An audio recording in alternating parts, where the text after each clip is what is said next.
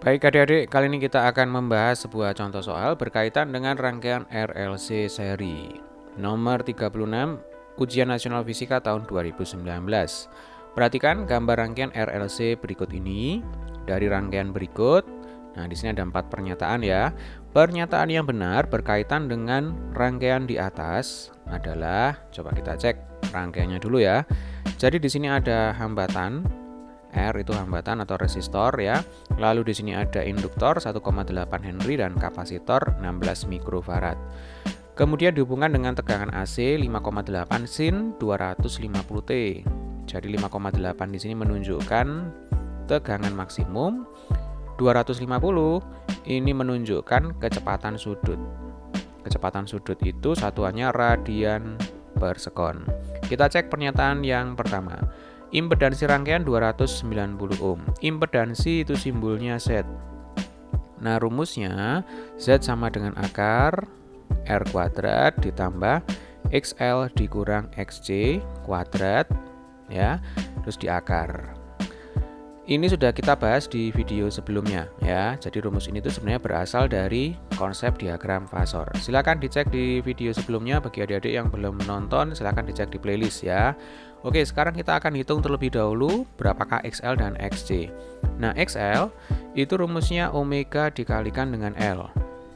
Omeganya tadi 250 kali 1,8 ini sama dengan 450 ya. Sekarang kita hitung XC. XC itu rumusnya 1 dibagi omega C. Ya, kalau XL omega L, kalau XC 1 dibagi omega C. Berarti ini 1 dibagi 250. Kapasitansinya 16 mikrofarad. Kalau kita jadikan farad ini berarti 16 kali 10 pangkat min 6. Kalau 10 pangkat min 6-nya naik jadinya 10 pangkat 6 ya Dek ya. Yuk, bantu saya menghitung ya. 10 pangkat 6 itu sama dengan 1000 kali 1000, betul ya, dibagi 250 kali 16. Kalau 1000 dengan 250 kita coret, berarti ketemunya 4. 4 dengan 16 kita coret, berarti ini juga tinggal 4. Nah, 1000 dibagi 4 sama dengan 250 ohm. Nah, nanti kalau kita gambarkan dalam bentuk diagram fasor ya, nanti hasilnya akan seperti ini. R-nya itu 210 ohm ya. Kemudian XL-nya yang ke atas ini sama dengan 450 ohm ya. Kemudian XC-nya yang ke bawah itu 250 ohm. Ya, masih ingat ya. Ini adalah gambaran dari diagram fasor dari rangkaian ini. Nah, kalau kita lihat di sini XL lebih besar daripada XC ya. Jadi karena XL lebih besar daripada XC, nah langsung saja kita bisa menyimpulkan bahwa rangkaian ini bersifat induktif ya. Mengapa? Karena induktornya lebih besar dibandingkan dengan kapasitornya ya, reaktansinya maksudnya. Jadi reaktansi induktif lebih besar dibandingkan dengan reaktansi kapasitif, maka bisa kita simpulkan rangkaian bersifat induktif. Nah, jelas ya. Ini ada di pernyataan nomor 3 ya. Rangkaian bersifat kapasitif. Nah, ini berarti salah ya. Ini bukan kapasitif melainkan induktif. Oke, sekarang kita kembali ke pernyataan yang pertama. Impedansi rangkaian apakah benar 290 ohm? Oke, kita cek ya, kita masukkan angkanya. Berarti Z sama dengan akar R-nya 210 dikuadratkan berarti 210 kuadrat. Ditambah XL 450 dikurangi XC 250 kuadrat. Nah, ini jangan lupa untuk di akar ya. Akar 210 kuadrat. Nah, ini sama dengan 441 ya, 21 kuadrat itu 441 ditambah 02. Yuk, bantu saya menghitung ya, Dek ya. 450 dikurangi 250 itu 200. Berarti kalau dikuadratkan 200 kuadrat itu berarti 400 ditambah 02. Jangan lupa ini untuk di akar ya. Nah, seperti ini. 441 kalau ditambah 400 itu 841 ya. 841 ditambah 02. Nah, akar 841 itu sama dengan 29 ditambah 01 ya. 02 kalau di akar berarti tinggal 01. Nah, berarti ketemu di sini impedansi rangkaian sama dengan 290 ohm. Berarti pernyataan nomor 1 ini pernyataan yang benar ya. Oke, sekarang kita lanjutkan cek pernyataan nomor 2. Kuat arus maksimum rangkaian 20 mA. Kuat arus maksimum itu berarti Imax. Kita akan menggunakan hukum Ohm ya. Kita bersihkan dulu slide-nya. Nah, seperti ini ya.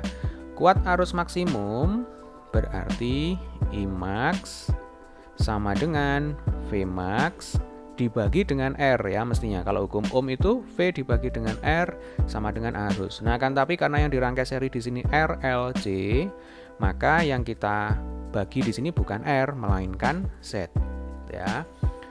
Jadi Vmax dibagi dengan Z.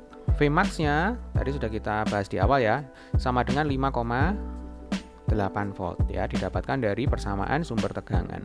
Nah, Z-nya 290 ohm. Kalau 5,8 itu bisa kita tulis 58 kali 10 pangkat min 1 ya, betul ya. Dibagi 29 kali 10 pangkat 1. Nah, 58 dibagi 29 itu kan 2. Ya, 2 dikali 10 pangkat min 2 ampere atau 0,02 ampere.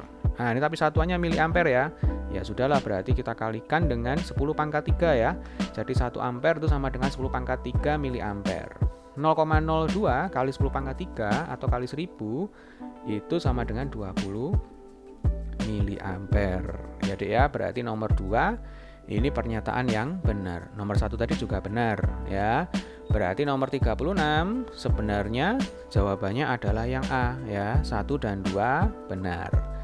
Nah, ini sekalian latihan ya. Kita cek juga pernyataan nomor 4. Kalau pernyataan nomor 3 tadi sudah kita cek, ini salah ya. Karena rangkaiannya bersifat induktif. Mengapa? Karena XL lebih besar daripada XC ya, di awal tadi sudah kita bahas. Sekarang kita cek pernyataan nomor 4, tegangan efektif ujung BC. Ujung BC itu mana? Ini ya. Nah, ujung BC itu berarti tegangan pada induktor. Tegangan efektif ujung BC atau VL sebesar 25 akar 2 volt. Kembali kita akan gunakan hukum Ohm ya. Jadi kalau V itu sama dengan I kali R. Akan tetapi karena sekarang kita mencari tegangan pada ujung-ujung induktor, maka V itu rumusnya kita ganti. Jadi I kali XL ya, bukan I kali L melainkan I kali XL. XL di sini satuannya ohm. Arusnya berarti kalau tegangan efektif yang kita gunakan nanti arus efektif.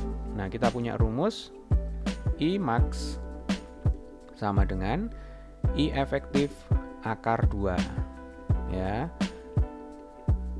Berarti kalau I max-nya itu 20 mA, maka I efektifnya nanti 20 dibagi akar 2. Kita masukkan sini ya Dek ya. Jadi 20 dibagi akar 2. Kalau dikalikan dengan XL berarti dikalikan dengan XL-nya tadi sudah kita hitung, ketemu 450 ohm ya. Berarti ini 20 per akar 2 kali 450.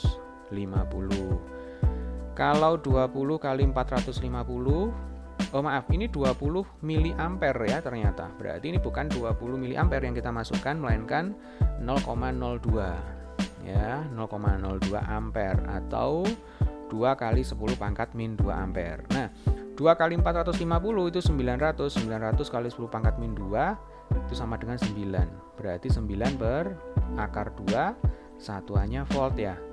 9 per akar 2 itu sama dengan 4,5 akar 2 volt. Jadi bukan 2,5 akar 2 volt ya Dek ya tegangan efektifnya, melainkan 4,5 akar 2 volt. Jadi nomor 4 ini pernyataan yang salah. Baiklah adik-adik, demikian tadi pembahasan soal nomor 36 ya. Bagi adik-adik yang belum subscribe channel ini, silakan untuk subscribe terlebih dahulu dan jangan lupa untuk klik like dan share. Selamat belajar, sampai ketemu di video pembahasan soal selanjutnya.